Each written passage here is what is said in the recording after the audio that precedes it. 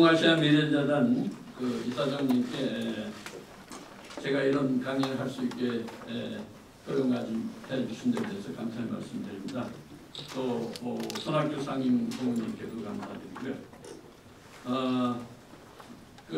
오늘 제가 말씀드리는 주제는 4.19 학생혁명의 역사적 의미라고 하는 주제고, 부제로 한국 민주화와 민주주의에 대한 하나의 성찰이라는 부제를 썼습니다.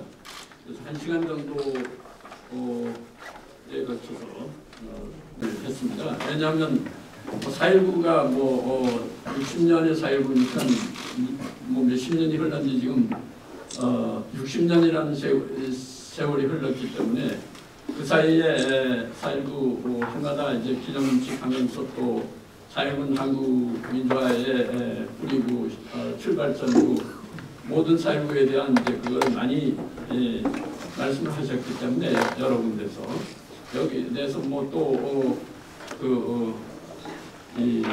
제 의견을 또 덧붙이는 것도 좀 그렇고 해서 별로 그렇게 내키지 않았는데 저도 하게 됐는데요. 그 4.19를 대신 하지만 지금까지 했던 그 익숙한 얘기보다는 제가 그냥 평소에 공부하면서 느꼈던 거 이런 것들을 그동안에 좀 얘기가 덜 된 거, 얘기 안 한 것도 있고요. 그런 부분에 대해서 좀 그런 관점에서 설명을 좀 드리고자 합니다. 그리고 이제 최근에 한국 정치가 2016년에 촛불 시위하고 그 다음에 이제 민주당 정부가 서서 지금 현재 이르렀지만 이 사이에 그 이전에 변했던 것보다도 상당히 중요한 변화들이 여러 개 있어가지고 우리가 우리 정치나 민주주의를 보는 데 있어서는 좀 다른 어떤 각도에서 문제를 보는 것도 필요하다 이런 느낌을 받을 때가 많습니다. 그래서 좀 그동안의 얘기를 하지 않았던 것도 좀 말씀드리고 그런 생각을 했습니다. 그래서 그냥 4.19의 의미에 대해서는 좀 덜 얘기하고 그런 측면에서 얘기를 하겠고요. 그 민주화의 몇 부분으로 나누어서 설명을 드리려고 그러는데요. 처음에는 한국 민주화에 대한 성찰을 한번 하고, 그 다음에는 구체제의 파라독스라고 하는 걸로 이제 설명을 드리려 합니다. 구체제는 민주화 이전의 체제를 그냥 구체제라고 부르고, 그 이후는 민주화 이후에 민주화된 새로운 체제죠. 그리고 그것이 파라독스를 라는 생각이 들어서 이런 제목을 붙였고요. 그 다음에 세 번째는 운동에 의한 민주화와 운동권의 정치 참여의 유형이라고 할까, 패턴, 특징 이런 문제에 대해서 설명을 드리려 합니다. 그 다음에 네 번째는 협약에 의한 민주화, 그리고 그 다음에는 협약의 파기, 그리고 한국 민주의 위기 이런 제목으로 설명을 드리고요. 마지막 항목에서는 한국 민주주의 쇠락과 위기의 원천이라고 하는 것으로 설명을 드리고 있습니다. 그리고 그 맺는 말로 이야기를 마치고 있는데요. 첫 번째 챕터에서 한국 민주화에 관한 하나의 성찰을 일단 그 내용에 대해서 말씀을 드리도록 하겠습니다. 한국 민주주의는 아주 좀 특별한 정치 체제의 변화죠. 왜냐하면 나라가 만들어지자마자 민주주의하고 거의 동시적으로 됐기 때문에 그것도 한국이 우리가 통일된 민족국가를 만들고 그 민족국가가 정치체제로서 민주주의를 건설하고 발전시켰던 것이 아니라 거의 동시적으로 민주주의를 하면서 막 건국을 하는 분단국가가 만들어지는 이런 중첩된 위기라고 그럴까, 이런 환경 속에서 민주주의가 탄생했다고 보겠습니다. 그래서 이런 조건이 굉장히 혼란스럽기 때문에 이 한국의 민주주의도 사실 이게 생각을 들면 굉장히 복잡한 얘기를 많이 하게 될 수밖에 없는 이런 문제를 안고 있다고 보겠습니다. 그래서 이 민주주의가 이런 환경에서 만들어졌기 때문에 상당히 조숙하다. 말하자면 좀 늦게 천천히 민주주의가 뭔지, 또 민주주의를 떠받쳤던 것은 말할 것도 없이 자유주의라고 하는 이념입니다. 그래서 자유주의적, 민주주의적, 그걸 줄여서 우리가 민주주의라고 하지만 이런 그 자유주의가 뭔지도 잘 모르는 환경 속에서 혼란 속에서 민주주의가 만들어졌다는 의미에서 조숙하게 민주주의가 만들어졌다. 이렇게 이제 제가 이제 뭐 책에서도 얘기를 했고 말을 했는데요. 이런 말이 어떻게 보면 한국의 진보파들이나 민주화 운동을 했던 사람들, 젊은 세대 사람들이 듣기에는 무슨 소리냐? 한국은 너무 그 문화적으로나 전통이 깊고 그 여러 가지 분야에서 수준이 높은데 무슨 조숙한 게 어딨느냐? 우리는 지금 해도 지금 에너진 이런 민주주의라고도 볼 수가 있는데 무슨 소리냐? 이렇게 비판적으로 문제를 제기하는 사람들도 있습니다. 그래서 이 조숙한 민주주의라고 하는 것은 우리가 첫 번째 그 민주주의 제도를 통해서 그 민주주의를 했던 것은 이 48년 건국이 되기 전에 50선거라고 해서 이제 재헌의회를 만드는 선거라고 거기서 헌법을 만들어서 건국을 하게 되는 거죠. 이럴 때 이제 선거를 이제 보통 선거권을 다 이제 부여받아가지고 선거를 하는데 이 선거라고 하는 것이 다 성인 남녀가 투표권을 가지고 선거를 한 겁니다. 그래서 제가 어릴 때도 골목길에 전 시골에서 자랐기 때문에 골목길을 지나가다 보면 벽보를 붙였는데 그 벽보에는 다 이 기호가 붙어가지고 1번, 2번, 3번 뭐 이런 식으로 되어 있는 거죠. 어떻게 보면 모든 사람들이 한글을 잘 모르기 때문에 기호를 보고 1번을 찍겠다, 3번을 찍겠다 이런 거하고도 연관된 이런 방법으로 저같은 모든 사람이 한꺼번에 했는데 이 시기가 48년 5월 10일 날 우리가 최초의 민주주의를 위한 선거를 한 거죠. 선거를 했을 때 이것이 얼마나 빠르냐 하면 사실 서유럽에서 성인 여성 투표자들이 투표한 것은 이 시기에는 그렇게 많은 나라가 투표를 안 했습니다. 한국은 그러니까 가장 빨리 민주주의 제도를 시행했던 나라의 하나입니다. 스위스 같은 나라도 우리나라보다도 아마 늦거나 비슷하거나 그럴 겁니다. 그러니까 불란서, 영국 이런 나라들은 우리보다는 앞서지만 조금밖에 앞서지 않고요. 뭐 그런 우리가 민주주의 제도를 받아들이는 것은 아주 우리가 민주주의가 뭔지도 모르는 사이에 받아들였기 때문에 이것이 이제 조숙하다는 이제 이런 의미가 가능하지 않을까 그런 생각을 했고, 그 다음에 이 환경이 너무나 내전에 가까운 이런 상황이나 마찬가지이기 때문에 왜냐하면 분단 국가가 만들어지고 좌우의 이 투쟁이라고 하는 것이 38도선 이남에서 한국 국가를 분단 국가를 만드는데 이것이 너무나 격렬해서 사실상 내전이나 마찬가지라고도 볼 수가 있겠습니다. 이런 환경에서 이제 만들었기 때문에 내전과 다름없는 상황에서 아무런 우리가 민주주의에 대한 사전 경험이나 역사적인 경험이나 제도를 발전시키지 못한 상태에서 만들었다는 의미에서 조숙하다 이런 말을 할 수가 있다고 저는 보는데요. 어쨌든 이것이 48년 5월 10일 날이라고 한다면 우리가 4.19라고 하는 건 60년 4.19죠. 그러면 이것이 10년이나 남짓한 12년 정확히 말하면 말이죠.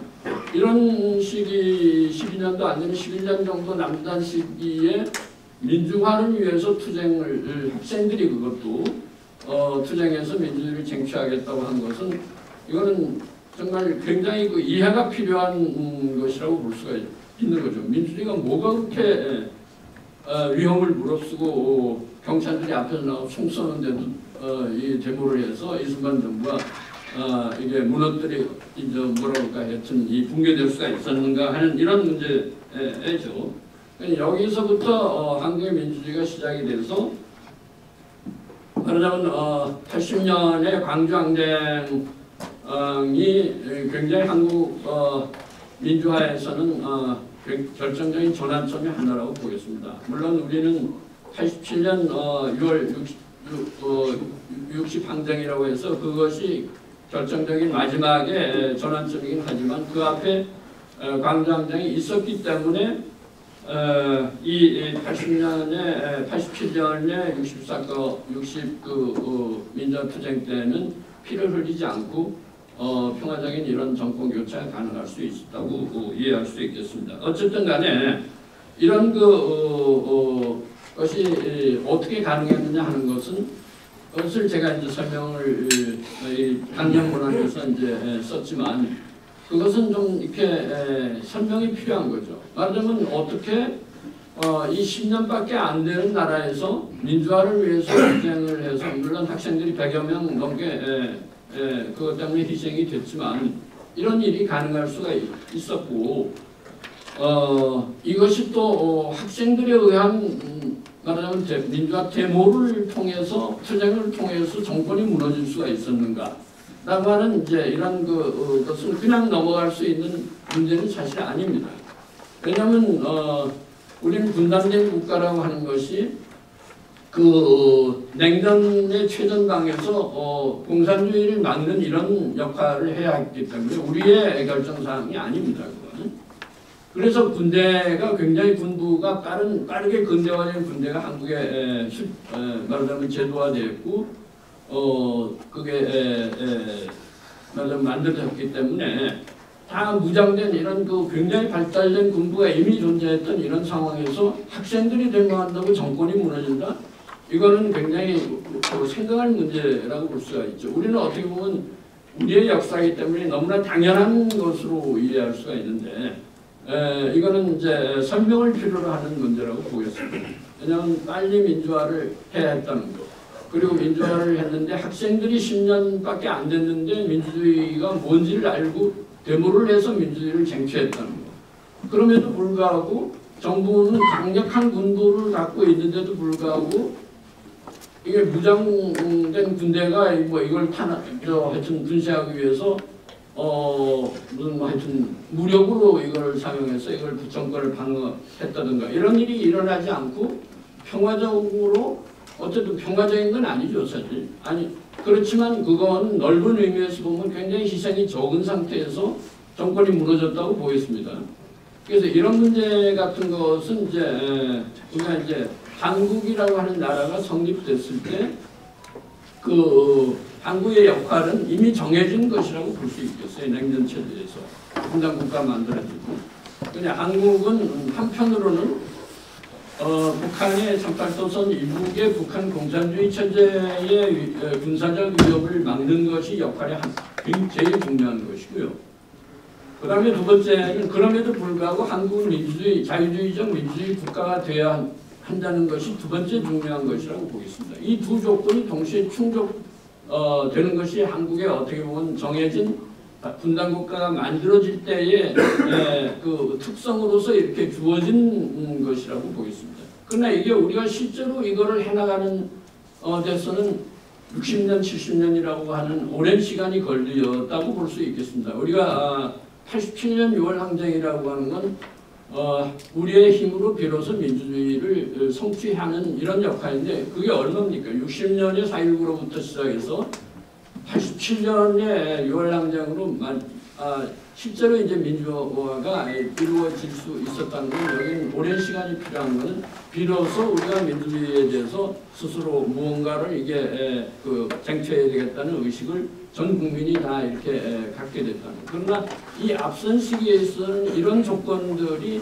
여러 가지 규정을 했기 때문에 비교적 한국의 민주화는 이런 엄혹한 조건 하에서도 저는 4.19 때에 100명 이상의 학생들이 희생당했다 하더라도 넓게 보면 이건 아주 큰 희생은 아니라고 생각을 해요. 그래서 이것이 더구나 처음에 한국 국가를 만들었던 건국의 아버지라고도 볼 수 있는 이승만 대통령이 이제 하여튼 이렇게 정권을 내놓고 망명 갈 수 있었던 이런 상황은 이제 그런 환경을 상황을 반영하는 것이다 이렇게 이제 볼 수 있고요. 그래서 이제 그 뒤에는 이제 두 아시다시피 이제 박정희 정부가 들어와서 70년대에는 말하자면 이제 국가가 주도하는 위로부터의 산업화라고 할까 경제 발전 이걸 한 것은 다 아시는 사실이지만 이 두 문제에 대해서 민주주의라고 하는 관점에서 본다면 이 두 정부는 그 민주주의적인 정부가 아니다. 이승만 정부는 처음에는 민주주의 헌법과 하여튼 이런 걸로 하기로 돼 있었던 이런 체제를 중간에 한국 전쟁이 난 뒤에 50년대 후반에 들어와서부터는 자꾸만 하여튼 그 권력에 대한 욕심이 생기고 여러 가지 민주주의의 가장 핵심적인 제도들을 수행하지 않으면서 부정선거를 하게 되고 상권 분립이나 법의 지배 같은 것을 제대로 하지 않으면서 독재화되는 이런 길을 걸었던 것이죠. 그래서 그리고 이 분단국가를 만드는 과정 속에서 상당히 많은 어떤 이게 멀쩡한 국가가 나라가 부동강이 났기 때문에 여기에 대해서 그 과정 속에서 이 북한의 38조선 북에서는 북한이 성립하고 남쪽에서는 남한이 성립할 때 많은 사람들이 희생이 됐죠. 이 과정에서 정부로서는 여러 가지 책임질 수 있는 이런 말하자면 한 나라의 질서라고 할까 이런 거를 안정화시키는 데서는 무력이 사용될 수밖에 없고 하는 과정 속에서 많은 희생자가 났던 것이 사실입니다. 이렇기 때문에 이 정권을 평가하는 데 있어서는 굉장히 복잡한 문제가 발생하는 것이고 이것이 말하자면 이승만 정부와 박정희 정부 두 정부 동안에 한국에서의 보수와 진보라고 하는 것이 형성돼서 뒷날에 말하자면 이런 정치 세력으로 양분화되는 이런 하나의 기본이라고 할까 이런 게 생겼다고 이제 말씀드릴 수 있겠어요. 그런데 흥미있게도 이승만 정부는 그럼에도 불구하고 좋은 헌법을 물론 이승만 정부가 만든 건 아닙니다. 미군정에서 그런 정부의 기본적인 미국 헌법과 유럽의 좋은 헌법들을 말하는 혼합해서 한국의 헌법은 그 이상 좋을 수가 없습니다. 세계에서 제일 좋은 헌법의 내용을 갖는 헌법을 만들었고 그걸 제대로 시행을 못해서 그렇지.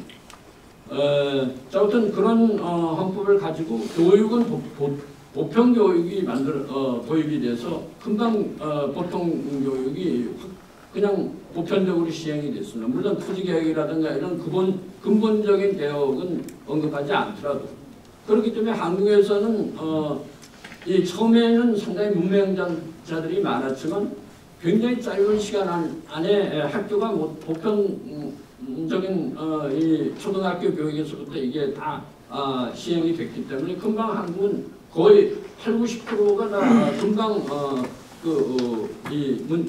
한글을 알게 되는 이거는 세계 3세계 국가들에서는 이런 경우가 거의 없어요. 그러니까 그 정도로 빠른 데다가 교육의 내용 자체가 민주주의의 중요성을 가르쳤기 때문에 학생들이 그걸 알고 있기 때문에 데모를 할 수 있는 겁니다. 그러니까 이제 그런 속에서 이승만 대통령이 말하자면 그 정권이 붕괴됐을 때 이 이승만 정부는 민주헌법을 만들고 교육도 보통 교육을 시행해가지고 대학에서부터 초등학교 이르기까지 좋은 교육 제도를 제도화했을 때 이것이 결과적으로 4.19라고 하는 4.19 혁명이 난 거는 건국이 된 지 그 혼란 속에서 건국이 된 지 10년밖에 안 된 시기입니다. 이 10년 동안에 많은 사람들이 민주주의가 얼마나 좋은 것이냐를 알기 때문에 데모를 하는 겁니다. 부정선거 한 것에 항의해서 이런 현상이 나오는 것이고 그 다음에 중요한 것은 그게 폭력을 물론 경찰들이 광화문 앞에서 저도 그 광화문 앞에 총 쏠 때 있었습니다.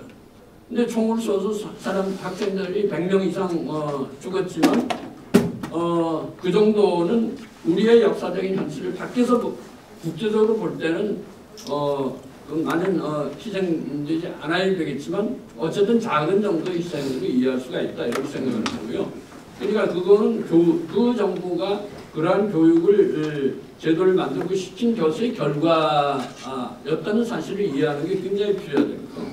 그 다음에 박정희 정부는 말하자면 그 60, 70년대 산업화를 통해서 한국이 완전히 그 못 사는 이 농업 80%가 농업 생산에 의존했던 국가가 20년 후 그 산업화를 통해서 한국의 이 지금 아시아의 4마리용이라고 하는 이제 그 호칭을 받아갖고 이거 제3세계 국가들이 이제 엄청난 경제 발전을 하는구나. 그래서 그것이 이제 4마리용이라는 게 이제 홍콩, 대만, 싱가포르 그리고 한국입니다. 이 네 나라가 어쨌든 이게 앞서서 먼저 산업했던 유럽 국가들, 그 다음에 유럽 국가 말고 유일하게 선발 국가 대열에서 선진국으로 평가되는 나라가 일본입니다. 이 몇 나라를 빼고는 한국이 그 다음에 4마리 용으로서 산업화된 국가로서 나타날 수 있게 된 것은 박정희의 이제 그 산업화에 성공한 게 결과물입니다.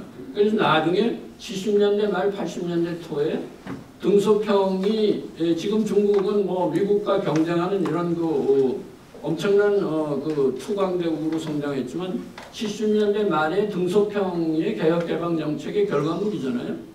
그때 그 등소평이 박정희 모델로 해가지고 그 중국의 산업화를 했다는 것을 뭐 많은 사람들이 알고 있지만 그만큼 한국의 산업화는 성공적이었다는 거죠. 이 사이에 말하자면 아주 그 못 사는 최빈국의 하나에서 20년 후에는 굉장히 잘 발달된 이런 중산층을 가지고 경제성장된 국가가 돼서 이 교육받은 도시 중산층이 말하자면 민주화의 기본적인 이 사회적인 조건을 만들고 정치적인 조건을 만들어서 결과적으로 이제 그 군부권위주의에 이제 도전하기 시작하는 이런 현상이 나왔다. 그래서 제가 첫 번째 그 항목의 주제가 우체제의 파라독스라는 말을 했던 것은 이겁니다. 말하자면 민주주의라고 하는 것이 60년 4.19로부터 시작해서 그다음에 박정희 타도를 외치면서 70년 60년대 말에 이르자면 삼성개헌 반대운 개헌 반대 투쟁이라든가 그 다음에 여러 가지 투쟁들이 이제 반유신 체제에 대해서 그 다음에 오공에 대해서 이제 이게 본격화 되기 시작하는데 이런 것이라고 하는 것이 가능할 수 있는 토대가 다 이 시기에 만들어졌다는 사실. 그래서 이 굉장한 중산층이 교육받은 중산층이 성장할 수 있고 그것이 자리 잡을 수 있게 돼서 이것이 바탕이 돼서 한국의 민주화가 만들어졌다는 의미에서 이건 상당히 파라독스가 아니냐. 그 사람들을 결국은 민주화로 이렇게 부체제를 무너뜨린 세력들을 그 사람들이 형성시키고 발전시켰다는 의미에서 이제 그런 표현을 했습니다. 그러니까 민주주의라고 하는 순전 그런 하나의 어떤 그 척도에서 이 민주화 투쟁을 본다면 부정의 대상이지만 그렇게 복잡하게만 볼 수 있는 문제가 아니라는 것을 알 필요가 있다 이런 얘기가 됩니다. 그러니까 이거는 그 사람들이 만들어놓은 성공의 결과물이 결과적으로 민주주의를 만드는 사회적 그 기반이 됐다는 사실이 얼마나 역설적이냐 이런 이제 얘기를 할 수 있다고 보겠습니다. 그 다음에는 다음 항목으로 넘어가서 이제 운동에 의한 민주화와 운동권의 정치 참여의 문제에 대해서 이제 좀 설명을 드리도록 하겠습니다.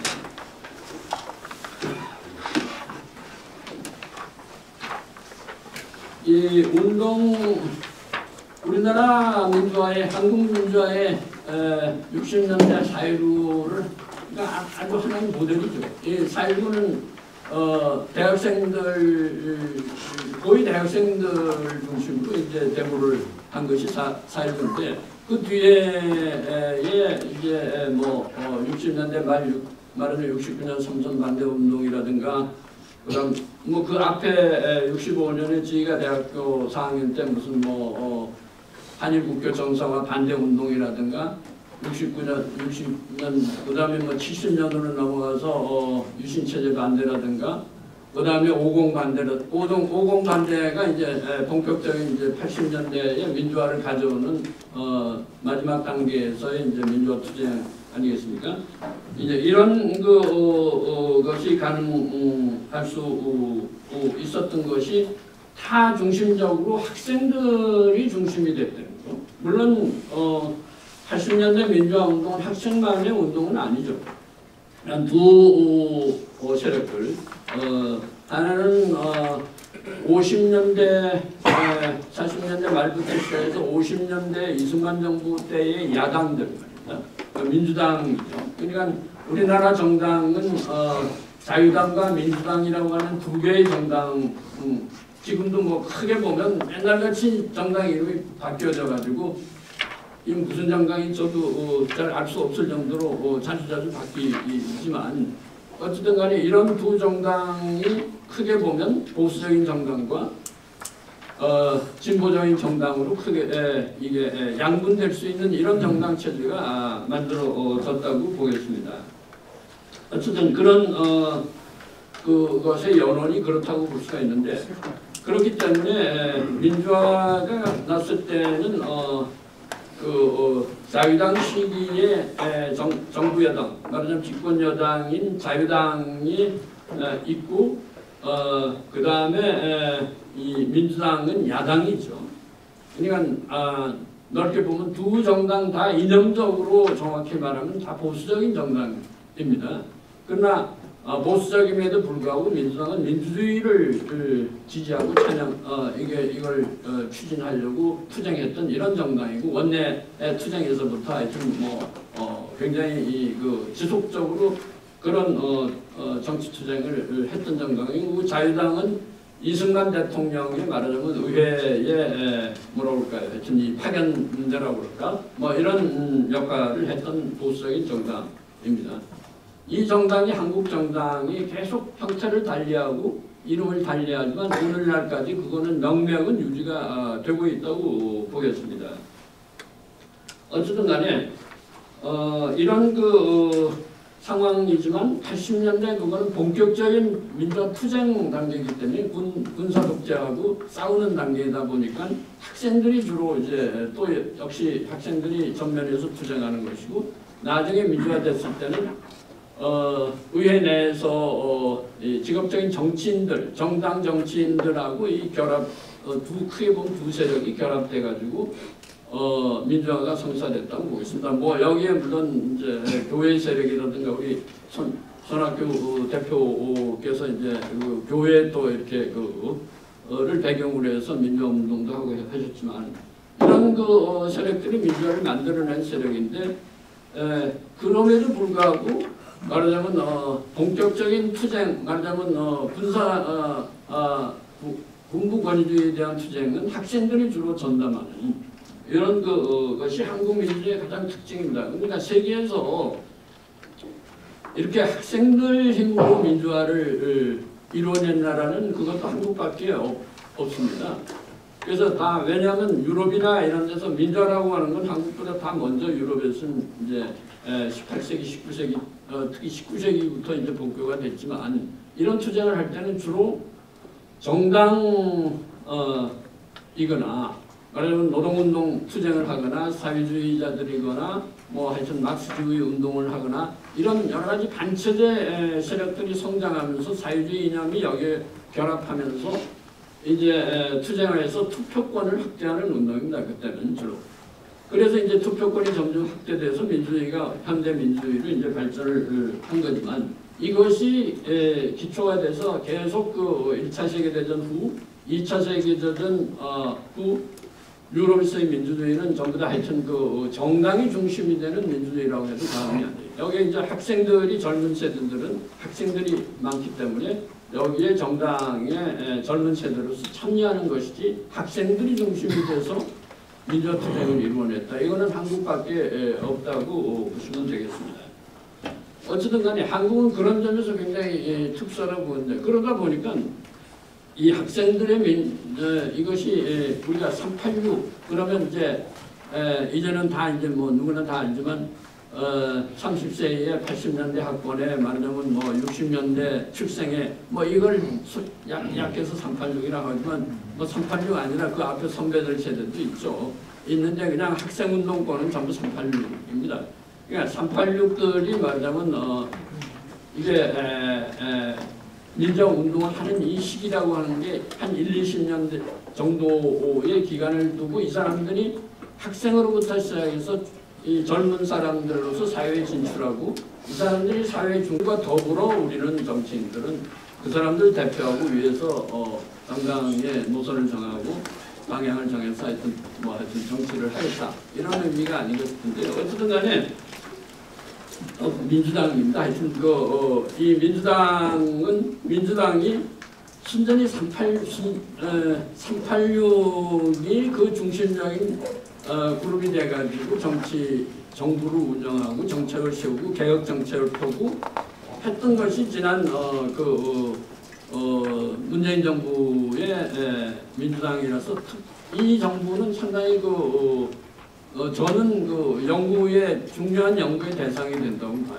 왜냐하면 우리나라 젊은 세대의 민주운동 세력이 성장해서 실제로 정치를 했을 때 어떤 정치를 하는가 하는 것을 현실적으로 보여줬기 때문에 지난 민주당의 문재인 정부는 상당히 특별한 의미를 갖는 정당이라고 봅니다. 같은 민주당이다 하더라도 앞에서 노무현 정당은 노무현 대통령 집권 시기에 민주당은 좀 중간쯤 되는 정당이고요. 그러니까 지도자는 분명히 지난날의 9세대의 정치인이 아닌 말하자면 메디아 스타가 민권 변호사 역할을 하던 스타가 이제 어쨌든 대통령이 된 최초의 정부지만 그 정부를 구성했던 구성원들은 전부 다 386은 아니거든요. 이제 이런 전환기적인 이런 과도기적인 성격의 정당이었는데 지난 촛불시 이후에 민주당은 완전히 이게 젊은 세대의 민주당으로 운영이 된 정당이었기 때문에 상당히 특성이 있는 것이고 이 정당은 좀 연구의 정치학적으로도 연구의 대상이 되지 않을까 이런 이제 생각을 하는데 어쨌든 간에 이런 그걸 했기 때문에 이 운동을 통해서 민주화된 거하고 이것이 만들어낸 정당의 정치하고를 좀 이렇게 잘 보는 것이 한국 정치 개혁에 필요하다 이런 생각을 합니다. 그래서 제가 이제 세 번째 그거는 이제 말을 하는 것이라고 보겠습니다. 그리고 한 가지 여기서 이제 이해하실 것은 민주화 운동하고 민주주의하고는 좀 구분해서 이해하는 것이 필요하다. 다른 문제다 이런 거예요. 말하자면 운동을 잘한다고 해서 민주주의 정치를 잘하는 것이 전혀 아니라는 거예요. 잘못하면 운동 중심으로 정치를 이해하다 보면 민주주의를 오히려 망가뜨리는 이런 문제점이 있습니다.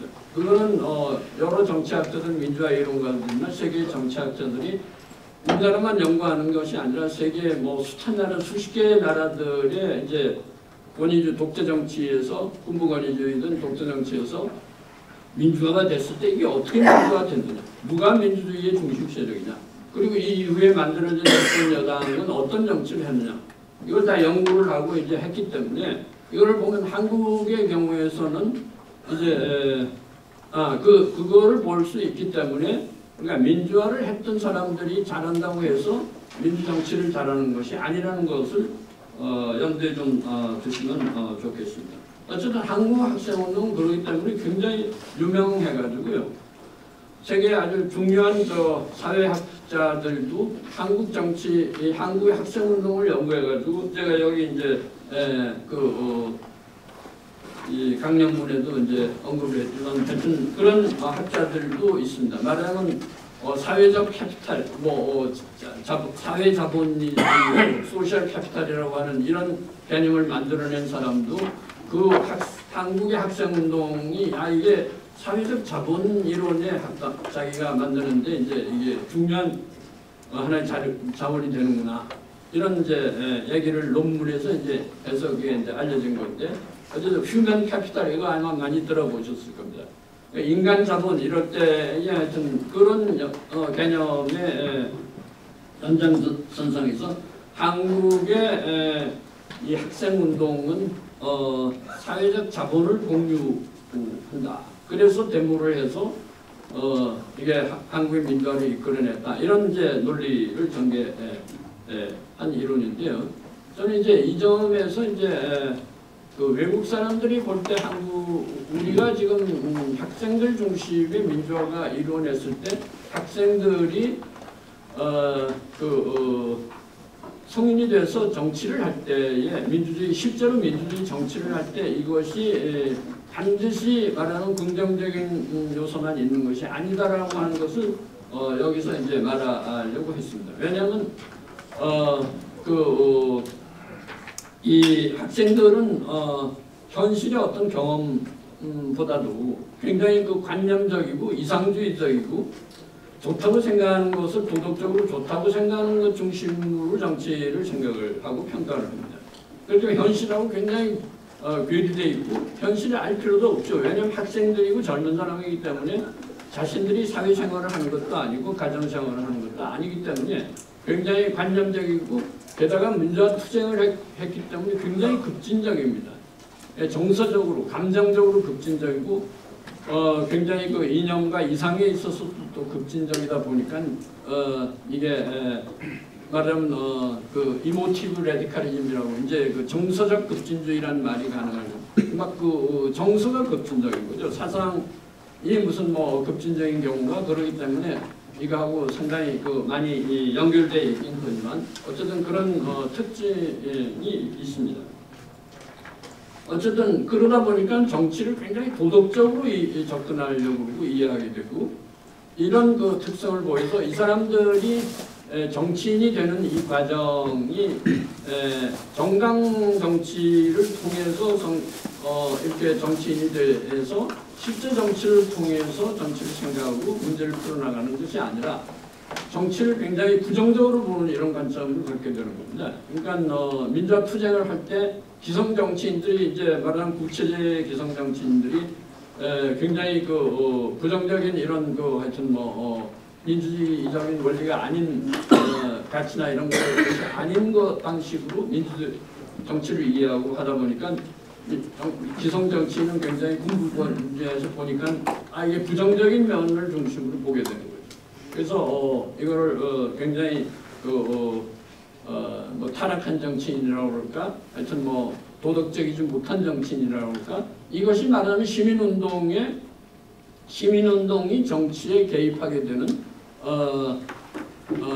뭐라 그럴까? 하여튼 그 방식이라고 보겠어요. 그래서 처음에 시민운동은 이를테면 국회의원들 총선에서 말하는 국회의원들의 배경이나 이런 게 도덕적이지 못하다라든가 타락했다든가 이런 방식으로 문제를 이제 보는 것에서부터 이게 이제 2000년부터 구체적으로 이제 시민운동에서 이런 거를 시작하지만 어쨌든 이것이 말하자면 젊은 세대 운동권들이 정치를 이해하는 방식을 뒤에 만들어내게 되는 첫 번째 이제 하나의 시발이 아닌가 이런 생각을 하게 됩니다. 굉장히 정치를 도덕적으로 보고 이상주의적으로 보고 급진적이 되고 이런 재문이 그렇기 때문에 여기에는 정치에 대해서 그 책임의식이라고 할까 정치인이 가져야 하는 그래서 막스 베버가 이제 생각하는 것이 이제 어떤 목적 정치인의 윤리는 두 가지로 구성이 되어 있는데 하나는 목적의식과 책임의식이 중요하다고 본 겁니다. 그러니까 목적의식은 자기가 정치인이 됐을 때 어떤 목적으로서 말하자면 자기가 좋은 일을 정치적인 방식으로 이제 할 수 있느냐 하는 것이고 그 다음에는 자기가 그런 행위를 했을 때 그 결과가 좋으냐 아니냐 하는 것을 정말 책임 있게 판단해가지고 그걸 신중하게 하지 않으면 안 된다는 이런 것을 정치의 양대 윤리로 봤지만 우리나라의 이제 젊은 세대 정치 나중에 정치인들이 되는 이 그룹들은 책임의식보다는 굉장히 이런 그 목적 의식이라고 그럴까 도덕적으로 접근하게 되는 이런 문제를 본 겁니다. 그런데 그러다 보니까 결과적으로 타협의 문제라든가 이런 그 보수에 대해서 적대적인 의식이라든가 이런 게 굉장히 이제 강하다고 볼 수가 있죠. 아까 손 대표님께서도 이제 언급을 말씀 중에 하셨지만 옛날에 그 초기에 민주화 됐을 때 그 노태우 정부 때입니다. 노태우 정부 때가 말하자면 막 민주화된 첫 번째 정부 아닙니까? 이럴 때가 무슨 일이 있냐면 공산주의가 무너진 겁니다. 냉전이 말하자면 해체된 거예요. 동부 공산주의가 소련과 동부 공산주의, 국가 공산주의가 하여튼 사회주의가 무너진 때 한국도 그러기 때문에 남북한 문제에 대해서 이 냉전이 적어도 절반 이상 무너졌다고 볼 수가 있는 거죠. 한반도만 냉전이 그대로 남아있고 유럽에서 냉전은 없어져. 한국 정치에서 중요한 3인을 저보다 대통령이 직접 뭐 하여튼 연락하고 해서 장관이 그 다 일부러 찾아가서 이제 대화하고 설득하고 합의하고 동의를 얻어서 한 게 그거라고 저도 이제 얘기를 들었어요. 그런 것은 지금 말하자면 이런 굉장히 적대의식이 강한 정당 체제에서 두 정당 사이, 지금 현재 우리가 보고 있는 두 정당 사이의 관계하고는 너무나 다른 형태라고 볼 수가 있는 거죠. 그때만 그런 것이 아니라 김영삼 정부 말기 때도 마찬가지입니다. 김영삼 정부 말기 때도 김대중 정부가 김대중 대통령이 당대당 정권 교체로 이제 정권 교체가 됐을 때 이거는 굉장히 중요한 사건이죠. 한국 민주화에서 큰 전환점이죠. 왜냐하면 야당이 집권 정당으로 선거를 통해서 정권이 바뀌었기 때문에 그 앞에 김영삼 대통령도 정권이 바뀌었지만 이른바 3당 통합이라고 하는 그 방식으로 민간 정부가 갑자기 군부 정권이 그거 하면서 들어서서 그거 하는 것보다는 중간에 쿠션이 한 번 있는 겁니다. 그래서 그걸 당시에는 뭐 3당 통합은 정치 야합이다 이렇게 굉장히 부정적으로 보고 정치학자들이 굉장히 진보적인 정치학자들은 상빈청산 이런 말이 한동안은 굉장히 많이 이제 유행을 하다시피 했어요. 그래서 굉장히 상김을 부정적으로 봤는데 저는 그거하고는 정반대로 문제를 본 겁니다. 왜냐하면 기존의 한국 정치가 그렇게 굉장히 혁명적인 변화라고 볼 수가 있죠. 그 앞에 몇십 년을 군부 권위주의가 정치를 하다가 하여튼 민주화 운동으로 완전 체제가 바뀌어졌다. 그래서 자신들이 그거는 완전히 붕괴되고 구체제라고 제가 이제 여기서 명명을 했지만 구체제가 되고 이제 새로운 정치제가 이제 등장했다. 이제 그렇게 이제 볼 수 있다면 이것이 갑자기 우리나라의 민주화의 굉장히 중요한 특징은요. 이 정치의 민주화의 이후에 만들어지는 민주적인 정부가 앞선 정부의 앞선 정치를 지배했던 군부 권위주의 세력하고 뒤에 민주화 세력이 이제 민주화 이론, 정치 이론에서는 그걸 이제 협약에 의한 민주화라고 말을 합니다. 그러니까 그건 협약을 도장 찍고 이런 협약이 아니라 이거는 서로 대표들이 만나가지고 말하자면 군부 기존의 대표들하고 정치 지도자들하고 뒤에 민주화로 이제 권력이 생긴 새로운 정치 세력들이 만나가지고 새로운 헌법을 만든 거 아닙니까? 민주헌법을 만들고 선거를 다 민주적으로 선거를 하겠다. 이런 거를 평화적으로 하겠다는 협약을 했다고 그걸 협약이라고 말을 할 수가 있는 겁니다. 도장 찍고 만나서 문서 쓰고 한 것이 아니라 그 결과가 8인 대표를 통해서 만들어서 합의해서 만들어진 게 지금 오늘의 헌법입니다. 지금 현재 하고 있는. 그렇기 때문에 이런 협약이 가능한 것은 구질서를 완전히 박살내는 게 한국 민주화가 아닙니다.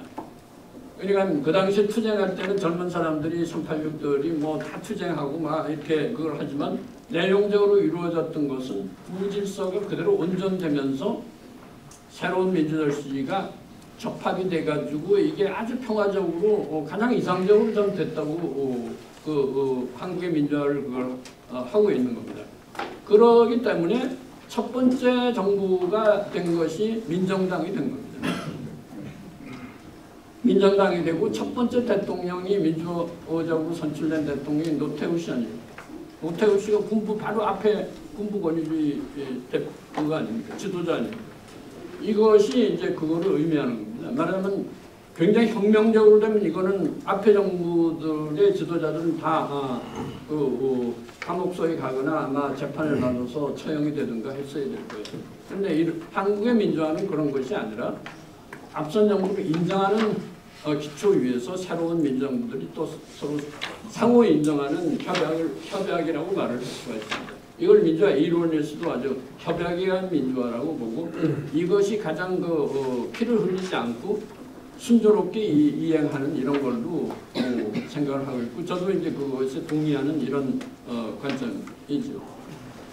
그래서 첫 번째 정당이 민정당 아닙니까? 민정당 군부권위주의는 정당이 완전히 해체되고 없어진 것이 아니라 군부 에리트들이 민정당이라고 하는 정당 등을 민주화적인 상황에서 만들 수 있었고 그 다음에 그 대통령 그 정당의 대표인 노태우 씨가 첫 번째 대통령이 된 겁니다.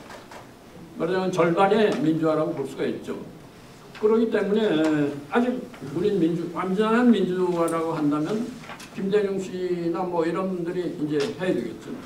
근데 김대중 씨는 왜냐면 가장 어떤 상징적인 민주화의 지도자였다고 볼 수가 있기 때문에. 아무튼 그래서 김영삼 씨가 3당 초만 의미가 있는 겁니다. 이걸 부정적으로 볼 수 있는 게 아니라 군부 권위주의하고 민주화가 되는 민간 정치인 사이에 쿠션이 있어야 된다. 이래야지 희생이 많이 나지 않고 순조롭게 민주화가 정치적인 이행이 가능하다는 것이 될 수 있어요. 그래서 김영삼 대통령이 대통령이 됐기 때문에 저는 그렇게 봅니다. 그 다음에 김대중 대통령이 될 수 있었다는 거예요.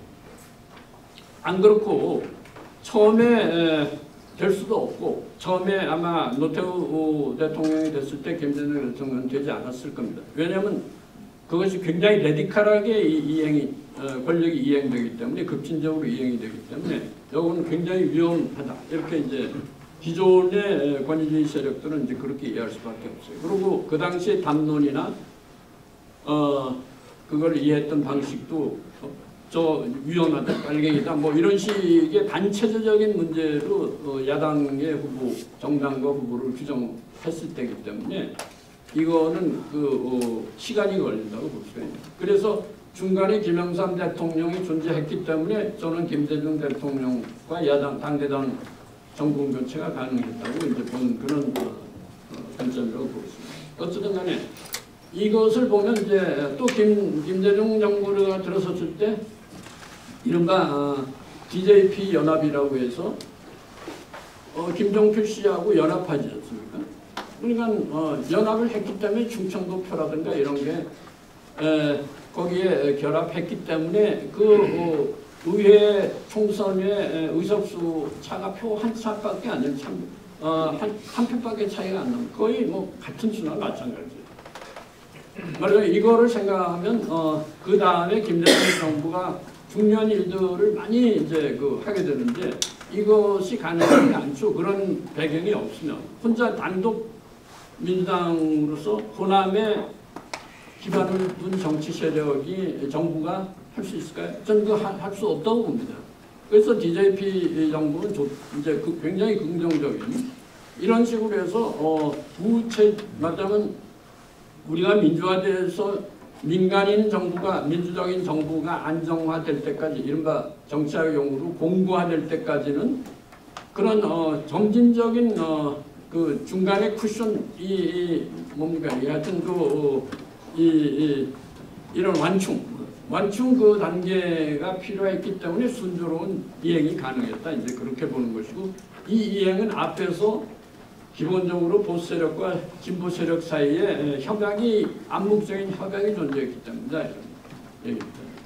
근데 그 다음에 이제 또 다음 단계 말씀드릴 수 있는 것은 이것이 이제 그 협약이 파기되는 이제 그 걸로 해석을 하는 것이 제가 이제 이 촛불 시위 2016년 촛불 시위에 그 다음에 민주당 2017년에 민주당 정부의 수립돼서 역사청산과 이 과거청산이라고 하는 그 개혁 정책이 있지 않습니까? 저는 이거를 상당히 비판적으로 얘기를 해왔습니다. 왜냐하면 역사청산이라고 하는 것은 그건 굉장히 민주주의하고는 상응할 수 없는 말이에요. 역사청산이라고 하는 말은 굉장히 아주 굉장히 급진적인 말입니다. 앞에서 잘못된 역사를 판단해서 잘못된 거는 척결하겠다 이런 얘기인데 무시무시한 말이죠. 그리고 그거는 민주주의에서는 가능하지도 않는 말입니다. 이를테면 스페인 민주화 때 제가 이제 여기 발표문에서 예를 하나 들었는데 산디아고 까리오라고 하는 공산당 지도자가 있습니다. 이 사람은 스페인 프랑코 독재가 무너졌을 때 민주화가 된 거죠. 여기서 모든 정치 세력들이 다 민주화에 참여했을 때 그걸 했습니다. 이 사람이 이제 내걸었던 것이 과거를 파헤치지 말자. 이게 이 사람이 겁니다. 이 공산당 지도자, 세계 공산주의 역사에서 굉장히 중요한 유럽의 대표적인 지도자의 한 사람인데 스페인 공산당이 물론 당수죠. 그거를 하기 위해서 우리 민주화에 참여했던 모든 정당들 대표들이 다 모이자. 이렇게 제안을 했던 사람이 까리오라는 사람인데 왜냐하면 역사를 파헤치면요. 이게 민주화가 이제 그 다음에부터는 또 이제 다시 원위치로 되돌아가는 이런 형국입니다. 스페인 프랑코 독재 때 수십만 명의 사람이 내전으로 죽었습니다. 근데 그걸 어떻게 역사를 파헤치고 그걸 파헤치기 시작하면 그 다음에 반가품 하려 들고 말이죠. 이런 이제 현상들이 나오면 민주화하고 뭐고 다 날아가는 것이 되기 때문에 민주화에 동의하는 사람은 역사를 파헤치지 말자 이런 이제 제안을 했는데 말하자면 제가 이제 지난 민주당 정부에서 비판적으로 봤던 것은 역사청산이라는 말입니다. 역사를 청산한다는 건 굉장히 위험한 말이고 급진적인 말이기 때문에 이런 말은 정치에서는 안 하는 게 좋겠다. 뭐 과거청산 이건 뭐 좀 부드러운 말. 과거청산은 앞에서 권위주의 때 잘못한 거 내려온 어떤 전통이나 뭐 잘못된 뭐 하여튼 이런 제도 이런 거 고친다 이렇게 해석하면 되는데 역사청산은 무시무시한 말 아닙니까? 이게 친일파 청산 거 이렇게 되기 시작하면 다시 옛날로 거꾸로 올라가서 무슨 해방 후에 무슨 그런 사태를 우리가 극단적인 사태까지도 생각할 수밖에 없는 이런 문제가 되기 때문에 우리는 굉장히 온화한 정치가 저는 좋다는 생각을 하고 있습니다. 그래서 젊은 세대들이 이 개혁을 하는 건 좋은데 이거를 너무 그냥 막 나가가지고 이런 사려기품이라고 그럴까? 온화함이라고 그럴까? 타의 정신이라고 그럴까? 이런 거를 고려하지 않으면 안 된다는 거. 그 다음에 큰 개혁을 하든 하여튼 뭔가 변화를 제대로 하기 위해서는 합의가 필요한 것이고 넓은 동의가 필요한 것이기 때문에 한 정당만으로서는 하기가 어렵습니다. 우리나라 이제 굉장히 양분화되어 있기 때문에 한국이라고 하는 게 오늘 있기 위해서는 앞에 권위주의 구체제가 있는 것이고 그 다음에 구체제도 그냥 있는 것이 아니라 분단국가를 만든 사람들이고 한국의 산업화를 가져온 세력들이고 그 토대지 안 그렇고 하나가 냅다 나가가지고 이게 혁명이다 말이죠. 역사 다시 이제 한번 새로 우리가 이제 이상주의적인 이런 걸 해보자. 이거는 굉장히 위험한 어떤 발상이라고 생각합니다. 어쨌든 민주화에 대해서 그렇게 말씀드리고 그 다음에는 마지막 거기서는 이제 이 한국민주주의의 어떤 쇠락과 유기의 원천들이라고 하는 문제에 대해서 이제 세 가지 그냥 문제에 대해서 말씀을 드리려고 하는데요. 다 아시는 얘기지만 이제 대통령의 문제하고 그 다음에 정당의 문제, 그 다음에 시민사회의 문제 이렇게 세 가지 문제에 대해서 간당간당하게 말씀을 드리도록 하겠습니다. 한국의 대통령은 뭐 아주 유명하죠. 한국의 대통령은 강력한 대통령이고 권력이 대통령으로 집중화된 이런 특성을 갖는 것인데, 사실 대통령제를 갖는 나라는 다 권력이 집중화됐다고 보시면 되겠습니다. 이건 제도하고도 굉장히 관계된 것인데, 거기다 한국은 해방 후에 분단 국가를 만드는 이 과정 속에서 처음부터 우리는 미국식 대통령제를 가져왔고, 그 내란, 거의 내란에 가까운 거, 전쟁시죠, 분단했죠.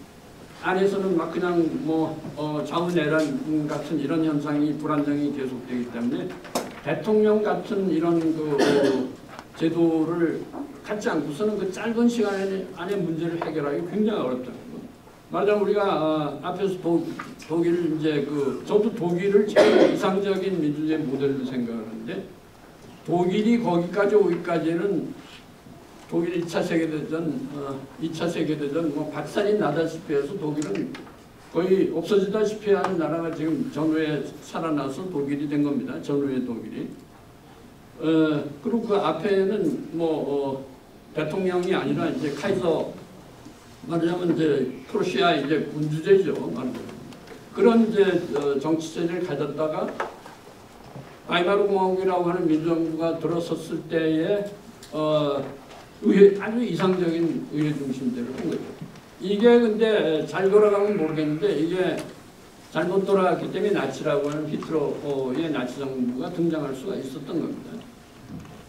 그 바람이 2차 세계대전하고 이거 말할 수 없는 거의 나라가 망하다. 독일은요, 2차 세계대전의 패전으로 나라 국토의 3분의 1이 없어졌다고 보시면 됩니다. 말하자면 지금 한 상황에서 였는데, 하여튼 의회 중심제는 미국의 대통령 중심제는 희귀한 정치체제입니다. 나라 숫자만 세면 대통령 중심제가 한 3분의 1쯤. 민주화 됐을 때 의회 중심제를 할 수는 있었죠. 그러나 민주화 됐을 때는 정치 제도까지 바꿀 만한 그 여유, 정치적인 여유가 없었다고 보는 게 현실적일 겁니다. 왜냐하면 당시에는 어떻게 하든지 군부 독재로부터 이게 하여튼 권력을 뺏어다가 민주적으로 선거를 해서 민간인 정부를 만드는, 이것이 너무나 힘들고, 그것도 투쟁도 많이 하고 희생도 많고 힘들기 때문에 그거에 모든 게 집중돼 있었지, 다른 거는 여유가 없었다고 보는 게 현실적이지 않나 싶어요. 자, 그 다음에 뭐냐 그럼?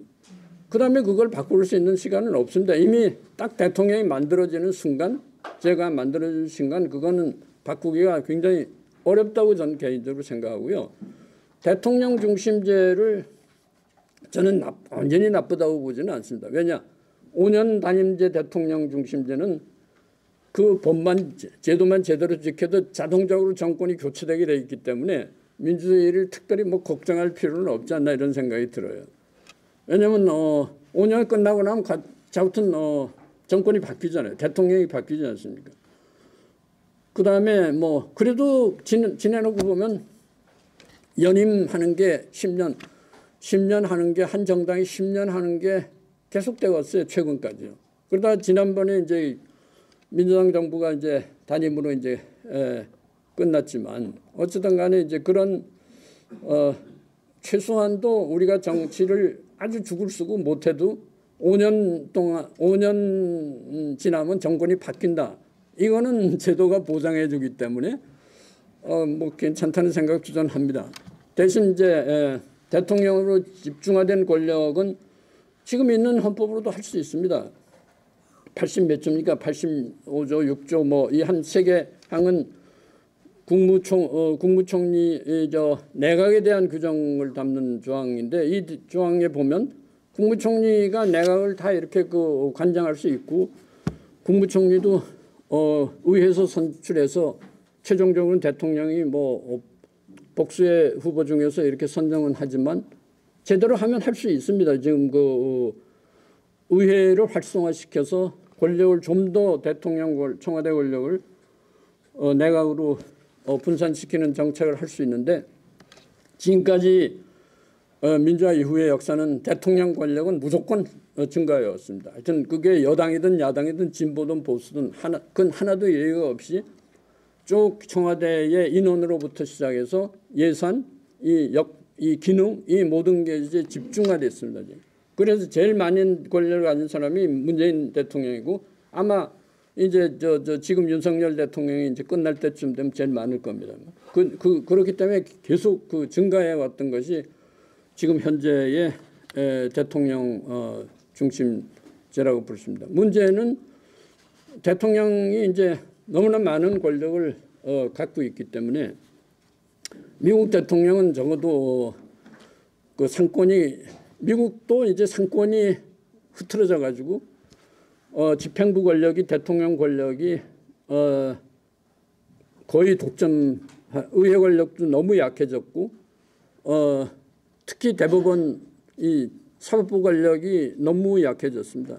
그래서 미국도 지금 정치학자들이 어떤 정치학자들은 뭐 개헌을 안 하더라도 하여튼 의회 권력을 정반대로 이건 또 약화시키잖아. 대통령이 너무 약하다. 왜냐하면 의회는 전부 로비스트들에 의해서 결정을 하기 때문에 중요 법안을 만들 수가 없는 겁니다. 이게. 양대 정당은 이렇게 갈라져 있고 말이죠. 그런 사람들이 있긴 한데 어쨌든 이제 그런 미국도 지금 굉장한 문제에 많이 봉착해 있는데 한국이 지금 제도 문제를 통해서 한국 정치를 개선한다는 건 너무나 힘든 일이라고 생각을 합니다. 저는. 그리고 지금 현재 제도를 놔두고도 그거는 상당히 가능하다고 저는 생각하는데요. 그중에 제일 중요한 게 대통령 권력을 하여튼 헌법대로 좀 어떻게 좀 이렇게 비슷하게 상권 분립을 좀 제대로 하고 헌법재판소의 운영 자체도 소장의 임기가 지금 몇 년입니까? 6년입니까? 7년입니까? 이제 이런 5년? 6년이죠. 예. 이거를 10년 정도로 해서 좀 늘려서 하여튼 이거하고 사이클이 좀 한 텀에 헌법재판소 소장을 한 정부가 대통령이 많이 임명할 수 있는 이런 제도가 아닌 걸로 좀 이렇게 바꾼다든가 뭐 여러 가지 방식이 있을 겁니다. 그러나 그건 둘째 문제고 어쨌든 간에 대통령이 너무 많은 권력을 이제 예산 뭐 하여튼 뭐 검찰 권력 예산 권력 하여튼 이런 모든 것을 많이 이제 그 대통령이 갖고 있기 때문에 동시에 의회 권력이 약해지는 이런 이제 문제가 있다고 보겠습니다.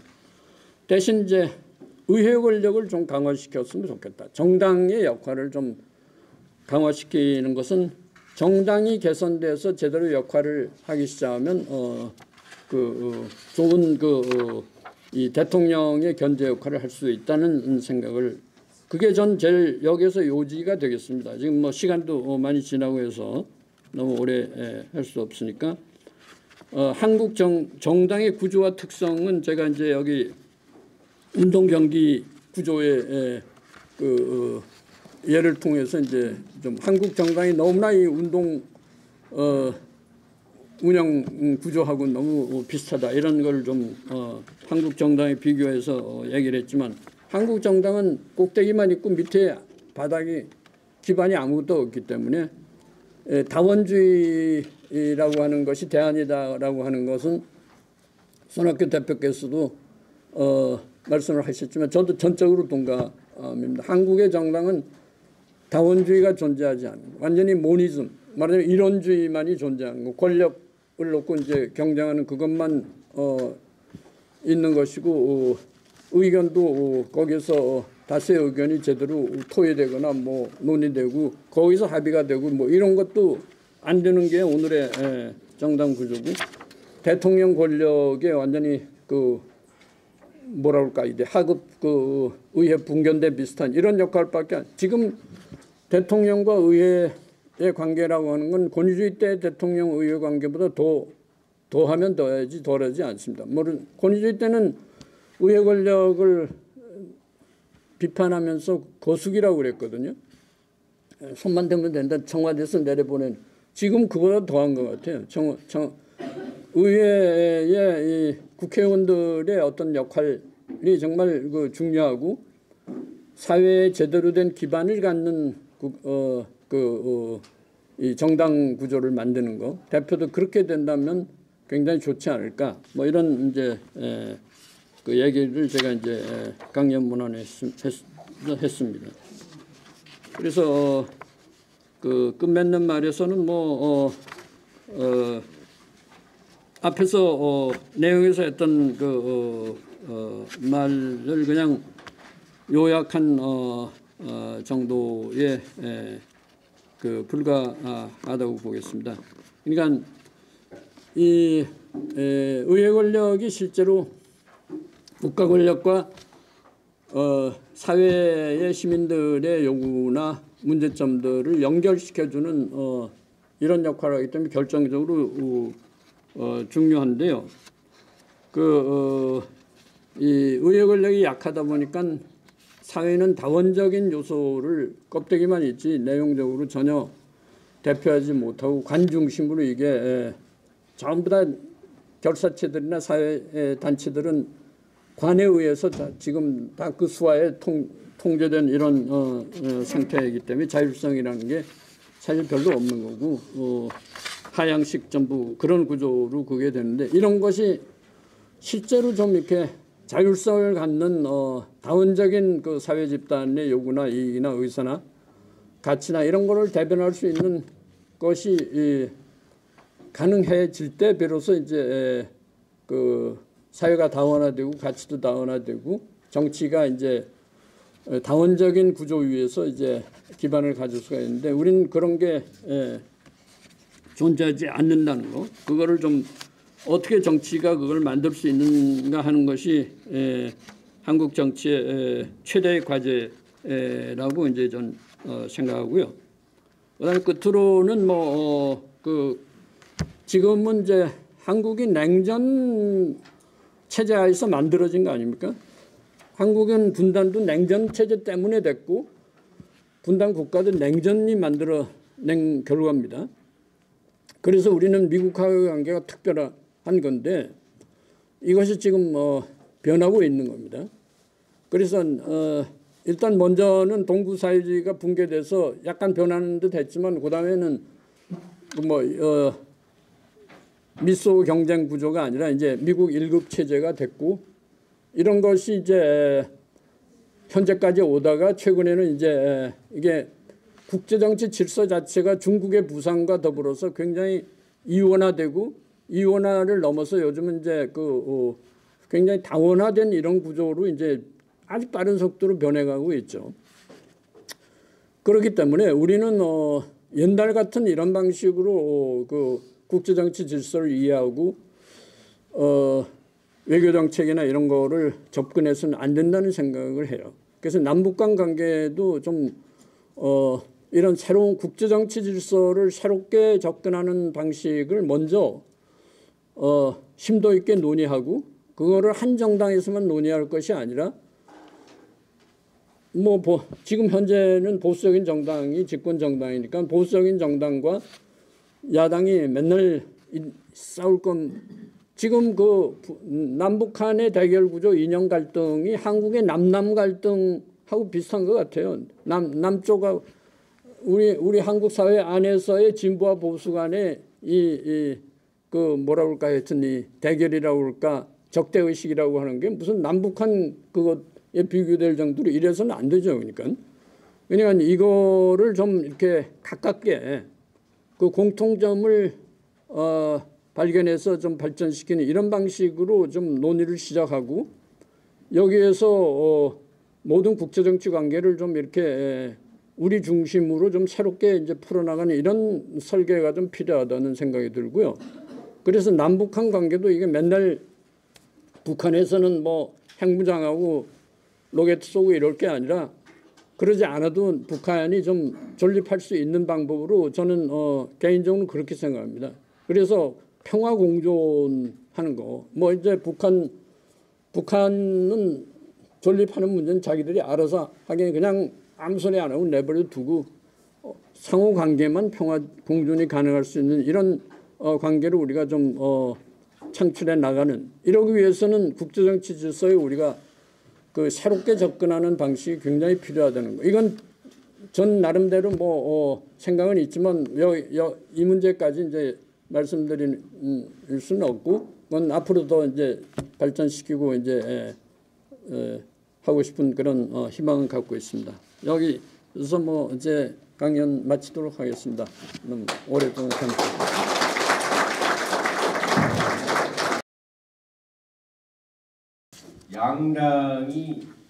양당 정치가 지금 우리 손학규 대표님은 지금 제3당이라든지 다당제로 해서 나라를 이끌어가는 것이 좋다고 계속 주장해 오셨는데, 지금 우리나라에서 지금까지 2번 정도 3당 정치가 조금 일어설까 하다가 제대로 되지 않는데, 지금 말씀 중에 가장 온화한 정치가 필요하다, 서로 국가 정책을 가지고 너무 대립적으로만 간다 하는데, 그런 부분에 대해서 가장 좋은 방법이 있다면 어떻게 해야지 이런 극한 대결을 하지 않는 방법이 있을까? 그 부분에 대해서 좀 더 보충해 주시면 감사하겠습니다. 네, 답변 부탁드립니다.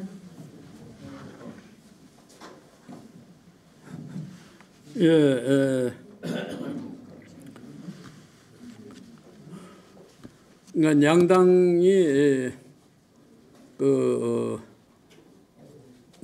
그거는 갑자기 만들어진 게 아니라 이제 하여튼 해방 후부터 권위주의 때부터 이제 그게 딱 만들어지도록끔 이렇게 구조화가 된 건데, 그것이 지금 보여주는 현실은 너무 정말 적대적이 되고 그 강도가 너무 강하다는 것에 대해서 정말 우려하게 됩니다. 그래서 지금 이것이 우리나라 지금 정치는 교착 상태죠. 그리드락이라고 이 미국 정치에서도 이 그리드락이 되면 대통령은 정당과 의회 다수당이 달라질 때 이게 미국같이 전통적인 나라에서도 이게 굉장히 문제가 많이 이제 생기는데, 우리는 지금 현재 완전히 이게 의회 권력과 대통령 권력이 지금 정면 충돌하는 이런 현상이라서 이것이 어떤 방식으로 방향에서 귀결될 건가 하는 건 잘 예측이 잘 안 갈 정도고, 지금 경험적으로는 정말 이런 속에서 양당이 이성적이고 합리적인 대안을 찾아서 어떤 합의라고 할까, 협력으로 이어질 수 있는 뭐를 만들어낼 수 있는지에 대해서 참 회의도 많이 생기고 그럽니다. 그래서 저도 지금 현재 3당이라고 하는 거에 출연이 가능하다면 나쁘다고 보지는 않습니다.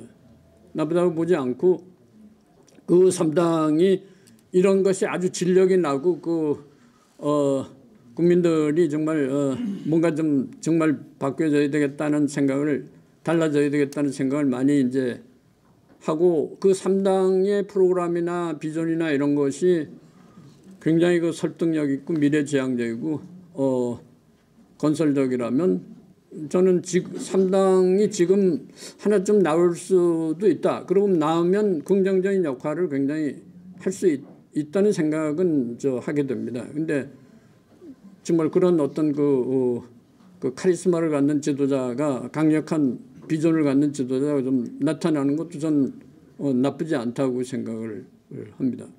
그게 부정적으로 3당이니까 양당 말고는 좀 문제가 많다 이렇게 생각은 전혀 안 하고요. 네. 네, 한지호 장애인협회 회장님과 역할을 같이 하고 있는 이동훈입니다. 오늘 손학규 대표님 말씀과 최장지 교수님의 특강 너무나도 귀하고 소중하게 잘 들었습니다. 그런데 내일이면 우리 학생 의고 혁명이라고 말하지요. 그런데 우리가 이 소중한 젊은 우리 청년들가 그때로 끝나서 될 것이 아니고 이제 제가 손학규 대표님께 질문드리겠습니다. 우리 동아시아 미래재단에서 정말 그 해답을 내놓으로 해서 이 운동이 너무 남발되어져 가지고 수습이 불가능한 쪽으로 현재 가고 있는 이 걸음을 길을 멈추게 하고 좀 우리가 건설적이고 지금 표정들은 전 국민이 어두운 모습 심각한 표정으로 되어서 가고 있는데 여기에 밝고 희망찬 모습으로 우리가 전환시킬 수 있는 우리 미래재단의 역할이 있었으면 좋겠다. 그거 한 가지 말씀드리고요. 그리고 우리 경제 비약적으로 발전했는데 우리가 북한과 우리가 언제까지 이렇게 실험을 하면서 우리 발전 아직 더 해야 되고 경제적으로는 우리가 더 앞으로 진행해서 세계 우리가 우뚝서는 더 높은 길을 가야 되는데 이 시간이 너무 아깝다는 제가 생각이 드는데 최단집 교수님께 간략하게 말씀을 부탁드립니다. 네, 감사합니다.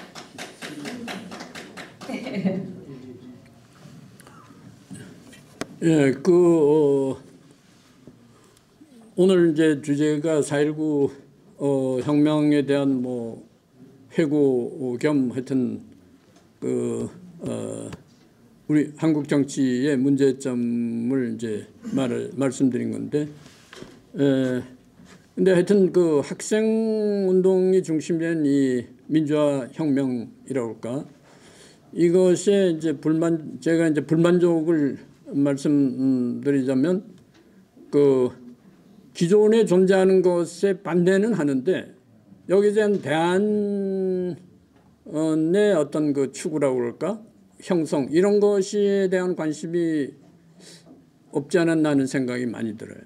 그러니까 있는 것을 말하자면 부정하고 민주화라는 그 어떤 그 대의를 향해서 투쟁하는 건 좋은데 그럼 민주화의 내용이 뭐냐 하는 문제에 대해서 별로 그렇게 심각한 고민이나 연구를 하지 않은 것이 굉장히 아쉽다는 생각이 드는 거죠. 그러니까 이미 지금은 이제 저도 그렇고 여기 앉아 계신 분들도 이제 노년이 되신 분들이 많은데 이 4.19로부터 수십 년 반세기 이상 지나고 했는데 그 있는 것에 대한 부정까지는 잘 뭐 해서 투쟁해서 민주화를 성취한 건 좋은데 그다음에 뭐 뭘 하려고 하는 거냐 하는 문제에 대해서는 별로 이렇게 내세울 게 없는 것이 좀 안타깝고 뭐라 그럴까 답답하다. 그래서 이제 좀 이제 앞으로의 미래의 비전이나 그런 방향에 대해서 좀 관심을 가지고 그 뜻을 모으고 그러면 뭐 젊은 세대들을 설득하고 하면 그 대화하고 그러면 여기서 뭐가 뭐 나올 수도 있지 않을까 이런 생각이 들어요. 지금 세계가 너무 급변하고 있는 속에서 우리는 거기에 대한 어떤 창의적인 사고라고 그럴까 이런 게 잘 안 보이고 좀 부족하다는 생각이 많이 듭니다. 있는 것 가지고는 잘 안 될 것 같은 이런 생각이 들고요.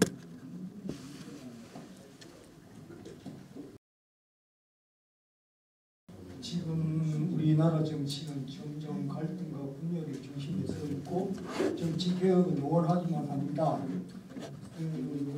교수님이 말씀하시길 세계적으로 젊은 세대와 학생의 중심이 되어 민주화를 이룬 나라는 대한민국이 유일하다고 말씀하셨습니다.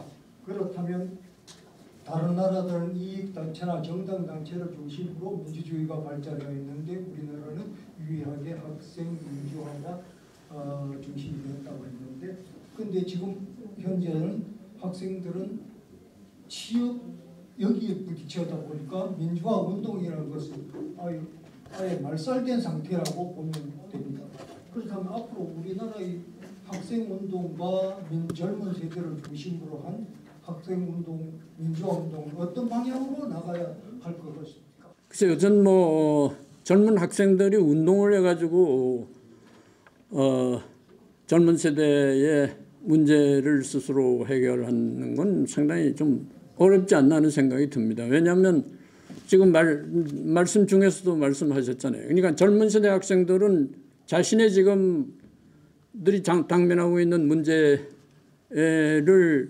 해결하는 것도 힘들어서 하여튼 너무 힘들어하고 하기 때문에 스스로 문제를 해결하기는 상당히 어렵다는 생각이 듭니다.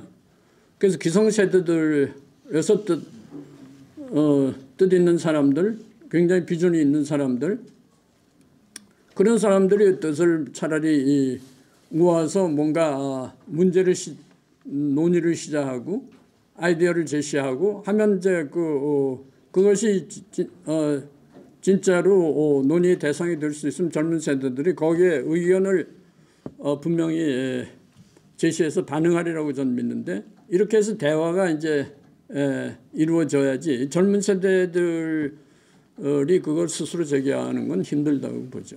그리고 지금 한국의 문제는 확실히 너무 이 발전의 문제에 치중하다 보니까 한국 사회를 이루고 있는 이 안에서 발생하는 문제들, 대표적으로 젊은 세대의 문제죠.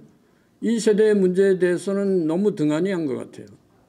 그러니까 젊은 세대 정말 지금 뭐 다 아는 사실이지만 취업 문제에서부터 시작해서 결혼 문제, 출산 문제, 뭐 보통 너무나 많은 문제들이 지금 직면하고 있어서 지금 출산율도 이제는 뭐 너무나 떨어져 있고 생활하는 문제도 그렇고 이게 주택 문제 뭐 하여튼 이게 대학 문제 이게 한두 가지가 아닙니다. 예를 들어서 대학 제도가 도대체 이래야 되는지에 대해서 저는 굉장히 비판적인 생각을 많이 합니다. 이게 교육부 장관이 어느 날 정권이 바뀌면 나타나가지고 위에서부터 교육 정책을 굉장히 관료적으로 정권을 가지고 만들고 엄청난 조 단위의 예산을 들여가지고 뭔가를 만들어가지고 정권이 바뀔 때 이걸 시행한다?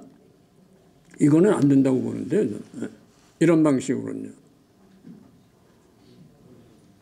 교육 정책에 대해서 저는 제일 비판적입니다. 지금 하고 있는 교육 정책도 그렇다고 봐요. 앞선 정부에서 시장 뭐 자율성이라고 그럴까 이런 원리에서 대학 설립이나 이런 거를 막 만들어 놓은 사람 장본인이 나와서 지금 또 장관이 돼서 자기가 해놓은 일을 정반대로 뒤집어 엎고 이러면 안 되죠. 좋은 강의 해주신 우리 최장기 교수님께 다시 한번 여러분 큰 박수 보내주십시오. 오늘 감사합니다.